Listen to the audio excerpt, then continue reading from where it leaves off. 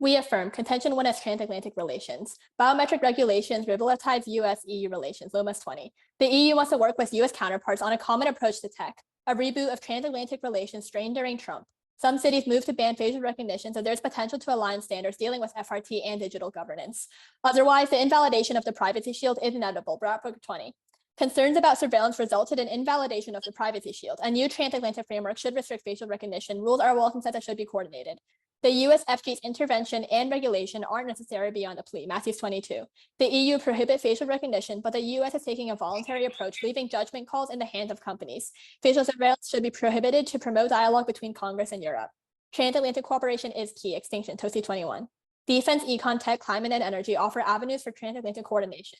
The new US and China competition plays out in tech spheres. The EU had a seat on the table, and transitions will be beating heart of the 21st century partnerships. If the two can't make common ground, these risk turning consequential, both when it comes to China and areas that are existential. Transatlantic cooperation jumpstarts broader cooperation, Stokes 20. The ability of Europe and the US to work together in phases of existential challenges can set an example, laying the foundation for broader cooperation. Contention 2 is surveillance capitalism. Welcome to the age of surveillance capitalism, Zuboff 19. Surveillance cap claims human experience as free data fed into machine predictions. Capitalists are eager to bet on our voices, personalities, and emotions. The goal is to automate us instead of labor. It's pervasive, Later 19. Surveillance cap has spread to every sector, from every product described as smart and every service as personalized. Biometric sustained surveillance capitalism, only a ban solves, Stewart 19. Facial recognition data creates a powerful predictive model, the same way that online platforms collect personal info. Physical spheres become data mines, and advanced FRT enable fine-grained control, altering ads in response to info on the audiences. A ban on facial recognition is a much-needed backlash, and we must draw red lines to surveillance capitalists. And Extinction, Davey 20. Surveillance cap is technical infrastructure that guzzles energy as it depletes sources and incubates market personalities. Regulators are dupes of innovation. The 6th Extinction surveillance cap will accelerate climate change, undermining sustainable society and manufactured consent. Contention 3 is mass incarceration, Alexander 10. Mass incarceration turns POC into second-class citizens. Once labeled a felon, employment discrimination, housing discrimination, denial of the right to vote are legal. Our prison population increased 7-fold. Biometrics fan the flame, Lee 22. Surveillance tech enable precise discrimination, and law enforcement make predictive decisions around marginalized populations, and FRT drastically enlarge the scope of surveillance. It's cyclical, McDonald 20. Face analysis is a feedback loop, and researchers build tech, sell to police, and police use it to justify arrests. Finally, the mugshots are used to improve algorithms. A ban is necessary for progress, Cyril 20. High-tech surveillance helps drive brutal policing. DHS signed on protesters using drone surveillance. Prohibiting police access is required to defend Black lives in the 21st century, and biometrics must go. It's existential, Marable 84. Peace between superpowers is directly linked to social justice, racial inequality, contributes to militarism, and sets the ideological basis for World War III. If Black America remains isolated, the results may be termination from humanity. Lastly is framing. Extinction outweighs, Palmer 15. Whatever view wishes to save the world, X risk is the most important. The case you might think applies to consequentialists, only that is a huge mistake. Non-consequentialism is that there is more than consequences, not that the latter doesn't matter. The end and virtue must prompt the good from an impartial view and thus reduce the risk. Egoism implies a strong reason, one, to maximize the well-being, to reduce risk. Most of our lives undermine no future generations, also account moral uncertainty. Cut the card at moral uncertainty. Util hijack structural violence. One is that Palmer evidence is that extinction outweighs any other framework. Two is being alive is a prerequisite to fixing suffering. They have nothing to fix if we are all dead. And three is even if we lose util, extinction outweighs because it's infinite and immense suffering, and 100% outweighs their suffering. Four is that util accounts for all suffering, but extinction outweighs. Our framework is more inclusive of all impacts. Their impact justifies everyone painlessly dying, which is obviously bad. And five is that structural violence collapses to util since it's consequentialist, but util is the most conclusive and inclusive consequentialist theory. Six is they're going to claim that big threats are manufactured, but we can see that climate change is occurring now. Large threats are real, and anyone claims that they aren't buy into short-term formism and ignores issues that will kill us all. Winning contention 1 is trafficking. Biometrics are critical in the fight to end human trafficking. Ziva 19 writes that 45 million people are currently victims of human trafficking. The success of trafficking relies on masking the identity of victims. Trafficking victims need to be mobile so that traffickers can transport their supply to where demand is. Traffickers can work hard to erase the identity of their victims, but forged documents are used to move victims across borders. Traffickers target those who lack documentation. Thankfully, Ziva argues that biometrics can break apart from trafficking networks. Biometric tracking could prevent transportation of victims, since traffickers aren't able to forge new identities with physical paperwork. A biometric file, even a partial one, can identify and rescue the victim. Biometric data can be shared easily between different investigative teams across various jurisdictions because systems are entering the testing stage, dealing with uploaded photos of missing persons, which is then cross-referenced with photos from surveillance feeds. Having an active media profile sufficient to enroll someone in a tracking system is particularly useful rescuing youth.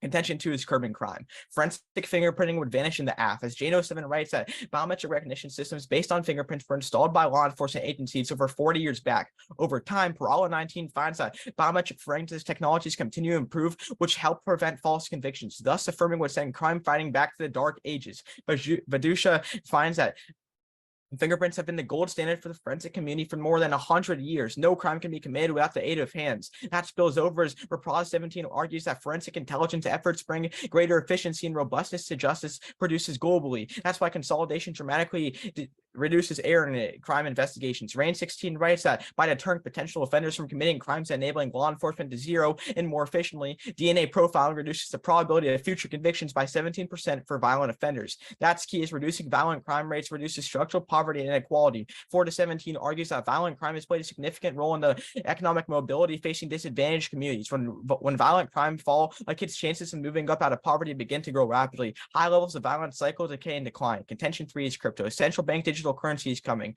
Smith 23 writes that the SV Bank could inject new impetus into the crossover to CBDCs. The Fed announced its FedNow service. This could segue into the CBDC as a digital alternative to the fiat dollar. However, consumer buying is key. Biometrics bridge the gap, as Blue Flamingo 21 writes that only 54% of people would trust digital currency issued by the central bank. The advantages offered by CBDCs will only be realized if consumers trust the tech. A cutting-edge approach to security will be critical. Blending the highest level of security with a familiar payment experience, biometrics maintain the growth of national digital currencies to earn the trust of consumers. The result could be CBDCs for all. Thus, FaceFi concludes that in the near future, we expect to see new advancements in technologies in the use of biometrics and digital currencies. Governments may require transactions to be validated using biometrics. The impact of this is recession. Harvard 21 explains the switch amplifies monetary policy. Central banks can immediately change supply and directly transmit to households instead of influencing behaviors directly. That's why Iglesias 12 writes that digital currency could end recessions. Preventing reruns is crucial. As Boston University quantifies that 100 million people around the world fell into extreme poverty due to the 2008 crisis. Ralston 12 warns that people can be maldeveloped or deprived through violent economic structures. This has been called structural violence. Examples include people who live on less than $2 per day. That's why you should prefer structural violence to warrants. First, we'd say big threats are not real and instead manufactured to distract society from structural violence. When we pull back the current, structural violence is the biggest threat of all. That's why Jackson 12 explains that policymakers fabricate real threats to distract society from structural violence. Second, Smith 13 implies the common model of debate desensitizes debaters to ignore structural violence, perpetuating an elitist mindset. That's why prioritizing injustice against minorities that's around allows you to make the most moral decision as a judge, especially since it's absolutely critical to teach debaters what is morally right regardless of the outcome. Thus, to foster potential biometrics and make America safer, please engage. Can I have a question? Yeah. Okay, yeah. Do you get any evidence that the app removes DNA databases? We'd say Or that we'd say DNA databases are biometrics. Yeah, but do you have any evidence that says that DNA databases are removed? Well, if you ban biometrics, then you ban DNA. So I'd say that, yeah. Not gonna Okay, get a the question. app bans the collection. So how do Okay, how well, are DNA databases databases, included? obviously, to be effective, they need more data. If you ban it, it gets rid of it. Can I get a question? Sure. On your contention about like surveillance capitalism, can you tell me how US emissions cause global extinction? Okay. Surveillance capitalism is pretty simple. Basically, the US is, I guess, in a sense, sort of fueling this endlessly consuming thing. Okay. The US is like one of the biggest countries in the world. We have huge industries in like essentially fossil fuels, which are going to be continuously mining and consuming. If our population continues to grow and we continue to consume, we're probably going to have enough emissions to be able to rival like other large countries. Wait, but I still don't get it. How does a pretty mid-sized country such as the US cause global emissions? The for US is entire globe? mid-sized. I'd The say US is compared to mid-sized. China and Russia and other big countries that also emit emissions. So like I'm talking about you. It's like how do some like US companies scattered throughout like the country cause emissions globally for there to be global harm? It's not that the US is causing emissions globally, so we are a big enough country to cause enough emissions. But like We pretty extinction much needs rival global emissions to happen, right? Because if we just We have rival emissions in the China. US, Okay, we rival China in the amount of emissions that we produce. Okay, is that a good enough answer for you? not really, but you can get a question. Okay, sure. Yeah, okay. Can you collect data? Can you collect DNA without biometrics? No. How? Because okay, do DNA you have any? itself is biometrics. If you're banning biometrics, the collection of biometrics, you're banning DNA in their databases. If you Okay, do if I that, pick up somebody's, okay, if I pick up somebody's hair from somewhere, okay, and I don't I would know, say that's pretty collect. much biometrics because it has DNA in Okay, it and so it's unique. I am a biometric recognition technology device, and I am apparently now picking up this DNA, and it's considered biometric. Like Yeah, if I myself pick it up and yeah. I analyze the DNA through a microscope, am I using a biometric recognition tech I'd device? say you can't analyze that yourself because even if you you don't have the biometric, the DNA Okay, if I get a databases at your finger, disposal. if I get a fingerprint on a piece of tape, can I analyze that without using any sort of technology? You can analyze it, but you can't identify who it belongs to. Okay, sure. But do you have any evidence that the AF bans databases? It bans collection of it and databases initially, even if we don't ban databases word for word, they're not able to work in the future if it doesn't have incoming Okay, data. that's good. Order is going to be framing at the top. For Ben, you can flow this on, I guess, like whatever stock you flowed structural violence be this, which I think is the AF doc. Then it's gonna be framing and then framing then their case. There are analytics that I'll be making that aren't like carded. Being nice, Ben. Calm down.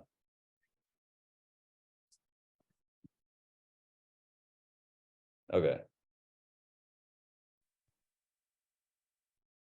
Anyone not ready? Wait, Michael, what's the order? Framing like this analytic overview on their first contention and then case top down.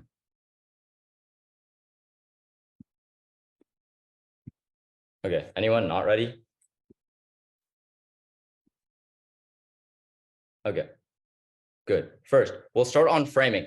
Palmer tells you that there's moral uncertainty and you should evaluate like I guess extinction first because they're going to claim that these real threats are they're going to we fabricate real threats and they're to distract society, but you can see climate change happening. The world is getting warmer. Texas literally didn't have rain for like numerous times. It's real, okay? You can't claim that they're not real. Okay, on to Smith. They say that a common model of debate desensitizes debaters, but no, there's traditional debate, and we're not it's not technocratic or elitist. We're simply saying that there are issues, and we should worry about them. Like climate change is happening, you can see it. Climate change also indirectly affects structural violence, poverty, etc. You can like pretty much see it outside. Walk outside, look at it. You can see it. It's real. Okay, we've given you reasons why util functionally comes first and hijack structural violence.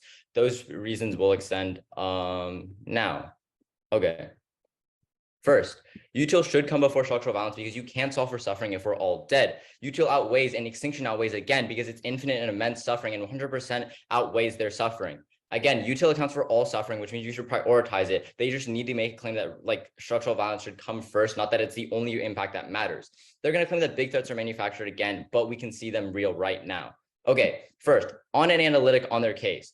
First, they tell you that DNA data, okay, overview is that basically okay, the AF doesn't remove databases insofar as they can, insofar as the resolution is only about banning the collection of databases or banning the collection of biometric data through biometric recognition technology. There's still ways, and the databases still remain, which means that there's still ways to do the AF, or there's still ways to, I guess, like use DNA in the AF world. Also, you can analyze things without biometrics. Like if I get a fingerprint on a tape, I can analyze it for DNA, or I can use somebody's hair and use a microscope. There's no real reason in his case that's been given that shows why you have to have biometrics to analyze those things. Okay, overall, on trafficking, double bind, either use for trafficking is inevitable. Lively 21 says that Vermont became the first state to ban government FRT use. However, software that assists with child exploitation and trafficking is exempt, or it's impossible. Smith 21 says that law enforcement have used recognition tech to bust traffickers. The concern about accuracy is leading lawmakers to hit the pause button. It turns trafficking. HRF 20 writes that democracies outperform authoritarians in efforts to combat trafficking. The lowest ranked countries are those ruled by authoritarians because of the absence of law. Outweighs because an authoritarianship means that the government doesn't use biometrics to combat trafficking and creates the conditions that make crime occur in the first place. Okay, on to banking. First of all, on his banking contention, it's kind of just like the idea that crypto is going to be huge, but we can see that it's not huge, proven by the fact that people don't use it a ton right now. Okay, one, biometric infrastructure isn't appealing. That's 114. The cost of designing biometric infrastructure are behind slow uptake to prevent banking fraud. The tech provides less than the required 99.9% reliability. There is no accepted technical standard for interoperability. 2, security is irrelevant in use Shen 20. It would stand to reason successful attacks dent confidence, but prices haven't taken a hit. Traders could be less concerned about security than profit in fast crypto markets. 2, laundry list of challenges thump. That's Sumer 23. 1, storage. All blockchain applications force an inherent challenge with size. The main barrier of adapting blockchain biometrics. 2, latency. Writing new blocks on chain is slow and infeasible for real-time applications. Applications which rely on real-time response, like identity management systems, are ruled out. 3, computation costs. Due to the intensive process of biometric applications like verification. 4, integration biometric data should never be stored on the blockchain since information persists forever. The fate of templates would be shifted to the security of cryptographic methods. Cut the card there. Okay, basically on his third contention, I guess, I think it's the second contention, he has to win that people will use like digital currency a ton. And if he doesn't win it, it doesn't really matter. Okay. Yeah, in general, you should probably be like skeptical of the recession impact just because of the fact that we recovered from a recession pretty well with like decent like help from the government. Order of the speech is basically the framing debate. I'm going to be responding to all the claims he made in rebuttal and this like util over structural violence for that wherever you had Michael's. And then I'll be our case, the overview, frontlining their case. If anybody needs me to repeat that, let me know. Where are you starting?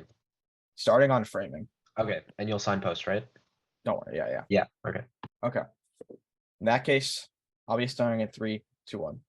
Let's go on to what Michael says in rebuttal about the framing. First, he says that moral uncertainty doesn't matter and climate change is happening right now. 2 things. 1, just because we see it in Texas doesn't mean that's a real threat. Obviously, that region can have one bad drought. It doesn't really matter. Insofar as we've had this climate change threat for years, it's not really that real. Just because it's in one state doesn't mean it's going to affect the entire global situation. Then let's go on to the second thing. They say that, they say about like moral uncertainty and how it's an infinite scope. We would say you should prefer probability over magnitude. Just because there might be some risk of extinction doesn't mean every single person will die. At that point, you prefer us because since our impacts are bound to happen with every single people, especially the youth and people of color in this bad cycle of harm, you prefer us because it's way more probable since it's happening right now. Let's go on to their overview on our case. They just try to say that they don't ban databases. 2 things. 1, you have to realize that even if we don't ban databases, it'll eventually age out, meaning our impacts still happen in the world. And we'd say databases rely on new information to become really, really good. Then they say they can self-identify it. That doesn't work. Without new information and consistent databases, like we see in our trafficking contention, all these trafficking relies on getting a new photo set of people. That means that you can't do it yourself. Let's go on to their turn about democracy. They have no unique offense getting off this since they don't lead to any autocratic impacts. What we'd say when there's more structural violence, that's even more autocratic countries, which turns to turn. Since they don't care about it, there's going to be more autocracy spreading. Then they concede crime. That's literally free ballot. I'll extend it more in summary. On CBDCs, just concede all the defense. We're not going to go for it. Let's go on to their case. On transit, on co-op, this is really, really bad contention. 3 things that they have completely conceded in their case.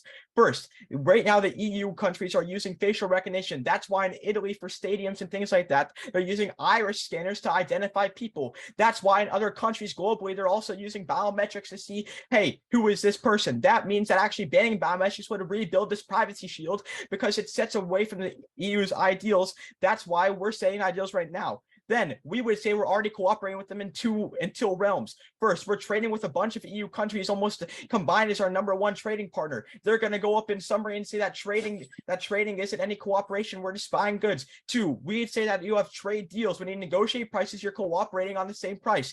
2, we'd say look at the Paris Climate Accords that are signed with EU countries. Even if they're going to go up in front line and say it didn't go through, it still proves that cooperation is possible. There's no unique offense coming off this. Let's go on to their surveillance capitalism argument. It's pretty silly. They stole it off of Ishan Dubé's off of his disclosure page. 1, they have no link into how U.S. companies can actually go into global extinction. Just because a few companies are increasing their emissions doesn't mean that we're going to see detrimental effects globally. 2, they have no evidence saying that when you increase this biometrically unique tech that countries are going to increase emissions. If anything, I'd say it's the opposite. Since this tech is mainly computer-based, there's nothing to be mining like fossil fuels or anything. So at that point, when you keep biometrics in the game, it's less emissions, so you need to know climate change impact.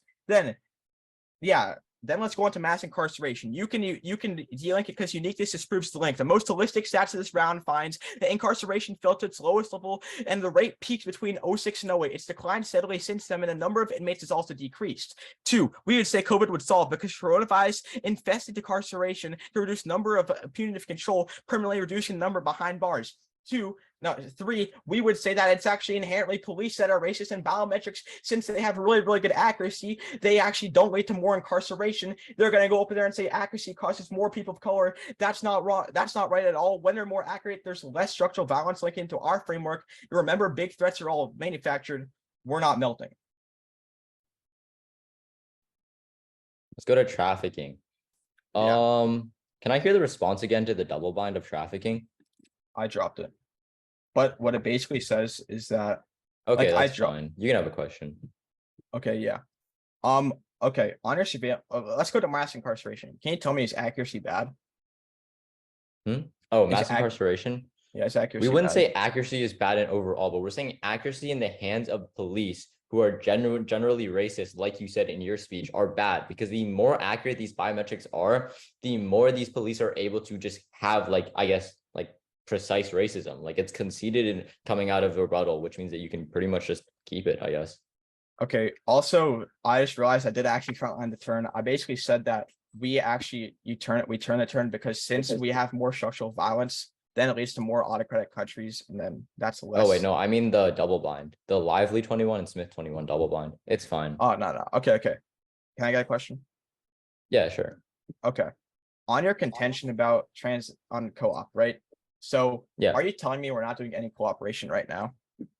Okay, look, I know you have the trade deals argument, but trade deals is only one part. Sure, even if they do have trade deals like right now, it doesn't mean that they're cooperating on I national was just security or asking, do we anything have else. cooperation with EU countries? No, after Trump, we read the Lamas evidence that says Trump fractured our relations. So no. We've never talked or cooperated with an EU country since 2020? Is what you're telling Not me? never, but since Trump has fractured our relations, we still talk, but it's not actual cooperation that's good enough to resolve actual issues. Okay, you can get a question. Okay, sure. Okay. Wait, you just dropped a crypto, right? Just like clarification. Yeah. Okay, that's good. Dean makes a huge mistake for conceding every single structural violence preempt in the 1 and C, meaning that framework comes before substance, and that's what frames your ballot, and that's how you evaluate the round. Extend the preempts on why extinction comes first, so that's like the top level framing issue. First is that they've considered the Palmer evidence, meaning that extinction outweighs any other framework. Otherwise, if we are because 2, that otherwise being alive is a prerequisite to fixing suffering. If we are all dead, we won't be able to solve any of their impacts or any of their offense they gain from structural violence. But 3, even if we do lose util and you do buy the structural violence, we can still win on our third contention. And 4, that util accounts for suffering, but extinction outweighs. Our framework is more inclusive of their impacts, and their impact justifies everyone painlessly dying, which is obviously bad. 5, they conceded that structural violence collapses to util since they're both consequentialist. And 6, they're going to probably saying that like big threats are bad, but we all can agree that climate change is happening now, meaning that you can easily vote on that. So conceded Palmer and extinction, mean that extinction should come before structural violence, and that's a top level of the debate. That comes before substance, meaning that you should evaluate that before anything else, and means that our impacts come before theirs. But their only response is probability over magnitude, but conceded that all preempts means that extinction comes first. Otherwise, we can't solve structural violence. If we are all dead, extinction is a prerequisite to solving any other violence or forms of repression happening in the world, meaning that our impacts come before theirs. But also, probability doesn't matter if magnitude is huge. For example, in Russian roulette, you wouldn't want to take the chance of dying, even if it was 1%, but you still wouldn't want to take that chance of dying. So meaning that like magnitude comes before probability. We aren't going to go for cap, but first on mass incarceration. Mass incarceration is a real threat. Biometrics are used for precise and accurate racism. Furthermore, it's cyclical because the people who are arrested are used to further accuracy and the precise racism. This means that the police put people in jail. They gave us a conceded response that the police are racist, so we shouldn't allow them to further this. And furthermore, racism leads to extinction because of the conceded Marable evidence, meaning that you can easily vote on the mass incarceration because it was extremely mishandled. But also next on the transatlantic EU contention, will also go for that. Trade isn't good enough, and the EU mean that the EU already banned EUT, so meaning that right now the EU already banned VRT, and or like countries in the EU are starting to ban it, meaning that the US should ban it to relate to them. Otherwise, it just like doesn't work out, and that means that surveillance is a form of or VRT is a form of surveillance, meaning that they trust each other more if they both ban it, and that like like that makes it so that it's like the alliances are better, but also EU is banning biometrics. Vincent 23, the EU has taken a step closer to enforcing strong regulations of AI, drafting new safeguards that would prohibit a wide range of dangerous use cases, and these include prohibitions of mass facial recognition and programs that try to use personal data. And on the NC proper overview, that our impacts on first, but also conceded the double bind means that they literally have no offense, because that's a Lively and Smith card. Either trafficking is inevitable or it is impossible. They say self-identification doesn't work because you can do it yourself, but there's no bright line though. You can just like microscope it yourself, and also conceded all of like the terms like on that. So look, conceded extinction means you can easily affirm on Palmer because it means that our impacts come before their structural violence impacts. Also conceded double bind means that they literally have no offense, but even so, you still evaluate our impacts over theirs in transatlantic contention and in the mass incarceration contention. But even if you do buy structural violence, the mass incarceration still wins under structural violence, so you can easily be affirming on mass incarceration. Order is going to be the overview about extinction framing, and I'll also be extending structural violence in that, and then it'll be our case, their case, with weighing in between. Is everybody ready? It's the framing, then the NC, then the AC. Yep. Okay. Then I'll be starting in 3, 2, 1.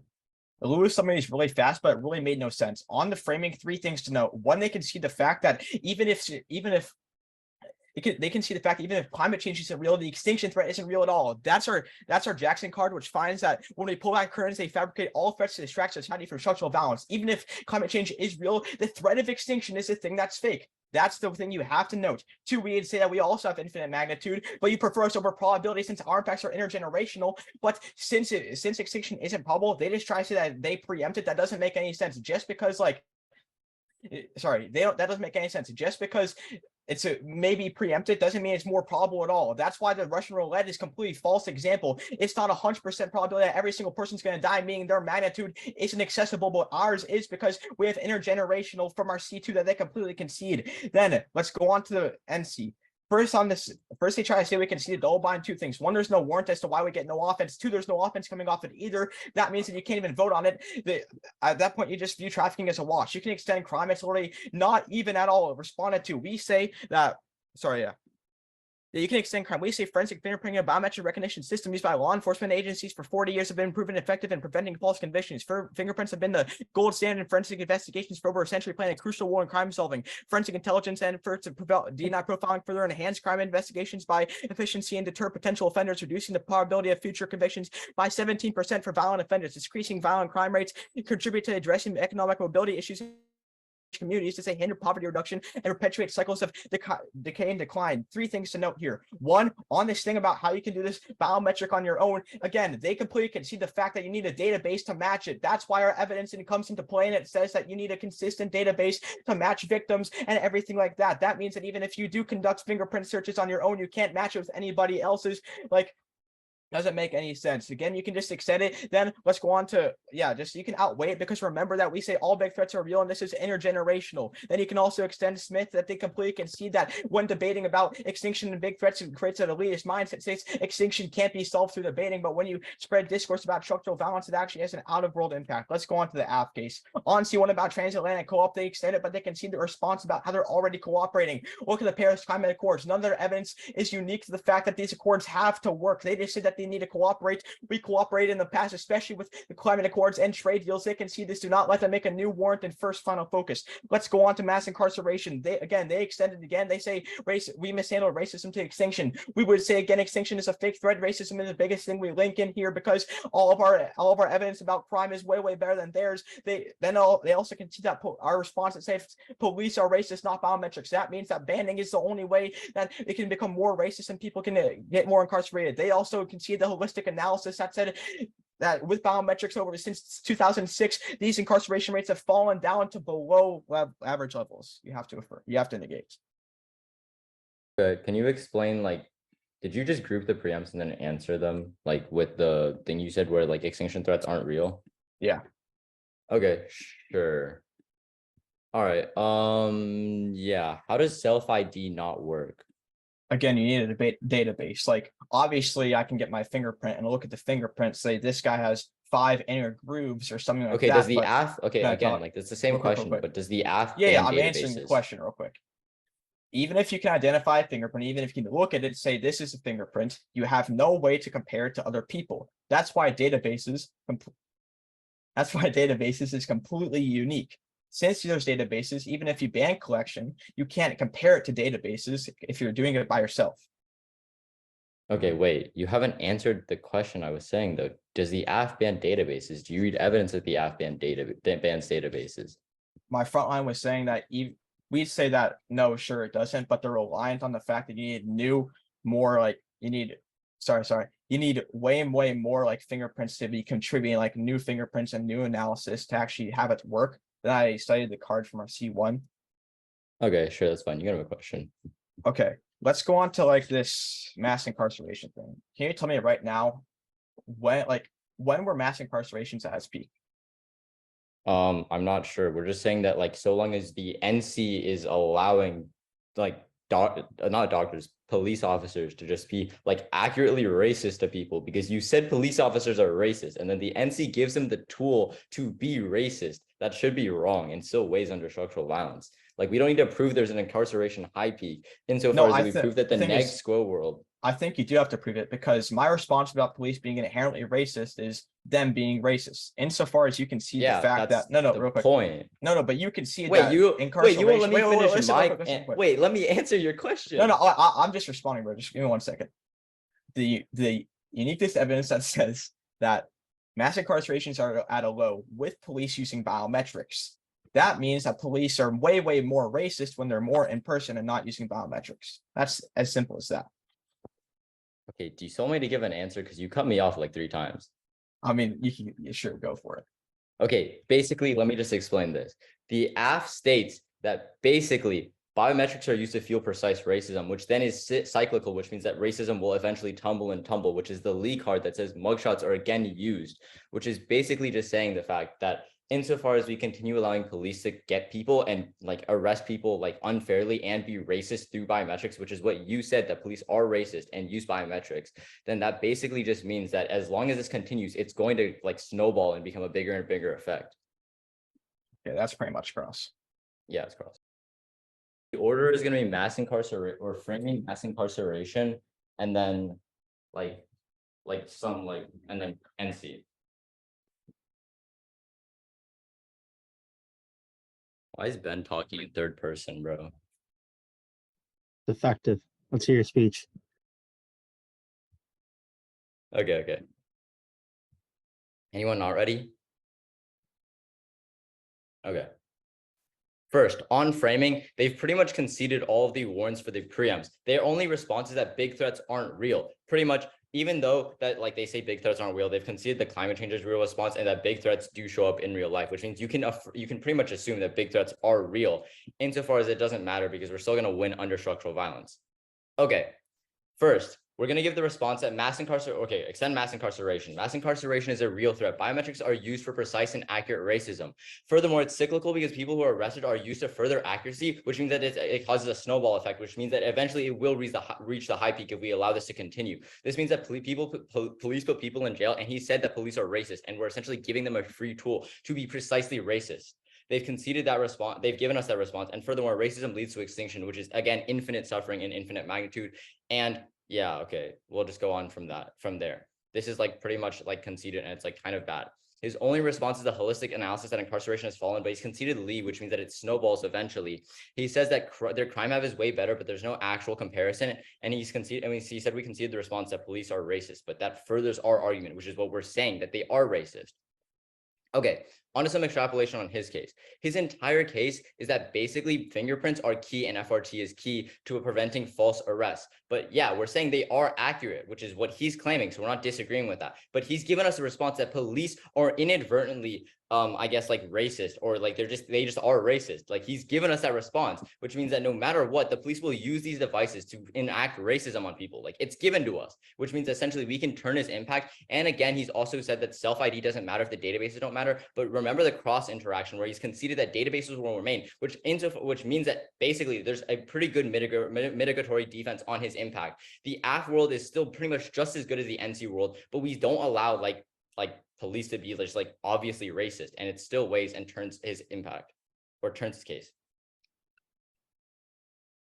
order of my speech is first I'm going to be addressing this framing debate, going on to neg case, then going on to aff case. Perfect. Then I'll be starting in 3, 2, 1.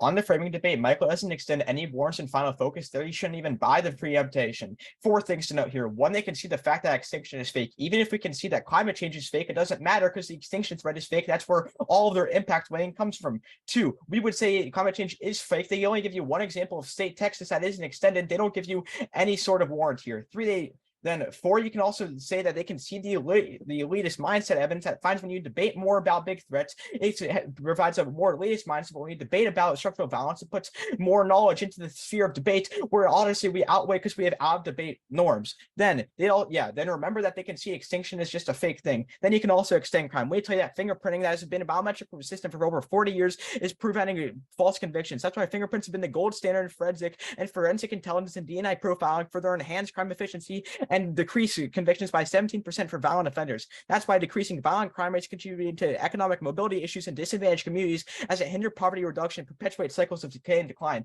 Remember, this impact always outweighs theirs because 1, it's an infinite impact and it has more probability. They don't extend the magnitude of a probability weighing, which means we win it. Just because there's some one probability of not every single person dying doesn't mean you buy it. Our impact is happening right now, 100% probability you vote on that.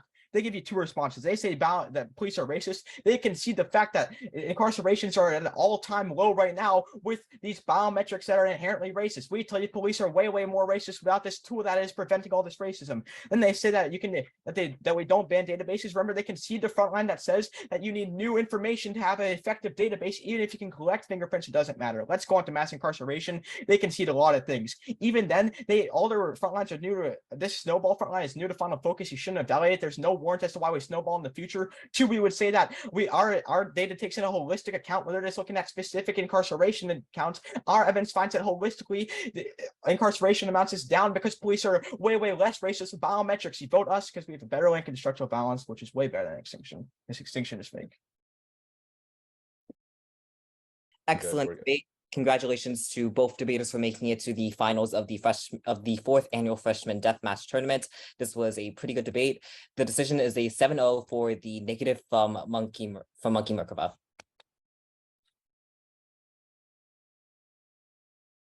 I guess I'll go first since I'm just speaking right now. So just how I have to evaluate this round. There are a few things that everybody makes clear in this round that the police are incredibly racist. So now it's a question of whether or not racism is worsened by the use of biometrics. Here's where the debate gets messy and where I have to read 1 AC and 1 NC evidence. I agree with Lula and Michael's spin that biometrics are being used by the police in racist manners to over-police communities and incarcerate them as a result. I also, however, agree with Dean that fingerprints are being used in many instances to prevent false convictions. The issue is now I go to my flow and there is little comparison being done between which is true. Objective fingerprints being used to, for example, prevent false convictions, or the fact that the police can now use data in an incredibly racist manner. The lack of comparison of what is worse, for example, forces intervention in today's debate and forces me, for example, to read 1 AC and 1 NC evidence forces me to read 1 AC and 1 NC evidence. But I end up concluding that I agree with Dean's spin that absent biometrics, there is no objective way to check back against racist policing. So I end up agreeing with Dean that Dean wins at preventing false conviction turns and outweighs racist police using biometrics. I'll get to the framing debate right now. Michael, you don't actually extend an extinction outweighs warrant in final focus. You need to actually extend an extinction outweighs warrant in final focus, or else we can't vote on it. You just said that the preempts were conceded. Yes, the preempts were conceded, and Lula extended them in summary. But the thing is, you didn't even extend the actual preempt warrant. But the second thing is, you just say that racism leads to extinction, but then you didn't even extend a warrant for why racism leads to extinction. The fact that there is no warrant extended for why racism leads to extinction means that you just have a claim with an impact with no actual warrant now, which means I can't vote on an extinction outweighs anyways, because I don't think there's an extinction impact at the end of today's round, which means I can just feel comfortable voting negative right there on structural violence. And I think both teams have a Lincoln, but I ended up concluding that Dean has a bigger Lincoln. Okay, I'll go because Nimish and Leo are being stubborn. So yeah, I think pretty much everything's been said. Oh, I think that nobody's talked about the probability weighing though, that like Dean reads, which is effectively like uniqueness analysis.